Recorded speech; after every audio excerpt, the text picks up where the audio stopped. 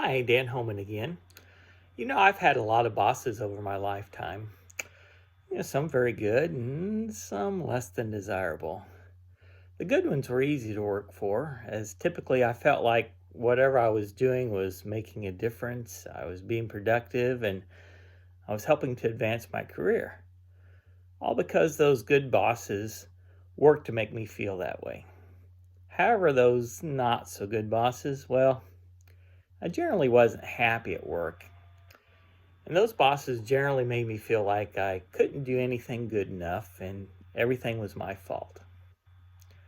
One of my first bosses when I began my architecture career wasn't the best boss in the world. I remember once I was drawing a set of plans for a building for him, and he handed me a detail he wanted me to add to the drawings. Back then, we drew by hand with pencil and ink, so you had to plan out your drawings, and we did that via what was called a mini set, which was just a quick sketch that laid out how much room things were going to take and where they were going to fit on each sheet. My boss did this mini set, so I asked him where he wanted me to put this new detail since it wasn't originally planned for. He told me just to find a place for it and to get it drawn. So I did it. That completed the drawing, so I printed a check set for my boss to review. He would typically mark up changes he wanted that I would have to make before we could send the drawings on to the client. One of the markups he made was to move that unplanned detail that I just found a spot for from where I had drawn it to a different location on the same sheet. Now, this made absolutely no sense to me, and I asked my boss about it, reminding him that he told me to just find a spot for it. The conversation basically boiled down to move it because I told you to. I wasn't happy. Moving it meant erasing it, which took well over an hour just by itself, and then having to redraw it in a new location. To this day, it still doesn't make sense to me why I had to move it. And the only logical explanation I could come up with was he didn't have enough work for me to do and just wanted me to do it to keep busy. Another incident with that same boss, he got a call from a client one day asking where his set of plans were.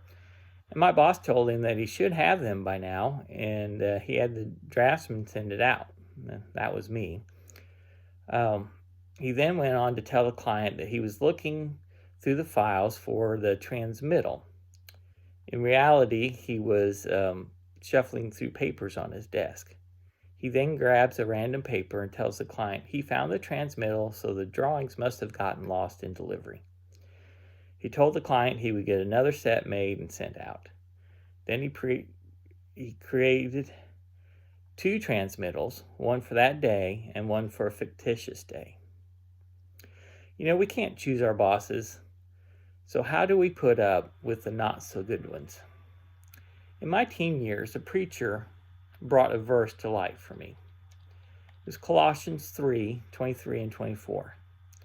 Whatever you do, work at it with all your heart, as working for the Lord, not for human masters, since you know that you will receive an inheritance from the Lord as reward. It is the Lord Christ you are serving. I took those verses to heart at a young age, and no matter what job I was doing, no matter what kind of boss I had, in my mind, I worked as if I was working directly for Jesus, and he was my boss. As a result, wherever I worked, I got the reputation as someone who could work with anybody. Often ended up getting the tougher clients and people to work with. And when I would discuss this with my good bosses, they would say, "But Dan, you're so good at working with difficult people." Well, in doing so, I hope I fulfilled what is spoken of in Ephesians 6, starting at verse 5. Slaves, obey your earthly masters with deep respect and fear. Serve them sincerely as you would serve Christ. Try to please them at all time, not just when they are watching you. As slaves of Christ, do the will of God with all your heart. Work with enthusiasm, as though you are working for the Lord rather than for people. Remember, the Lord will reward each one of us for the good we do, whether we are slaves or free. Who are you working for? Are you working at all things as if you are doing them specifically for Jesus? God bless.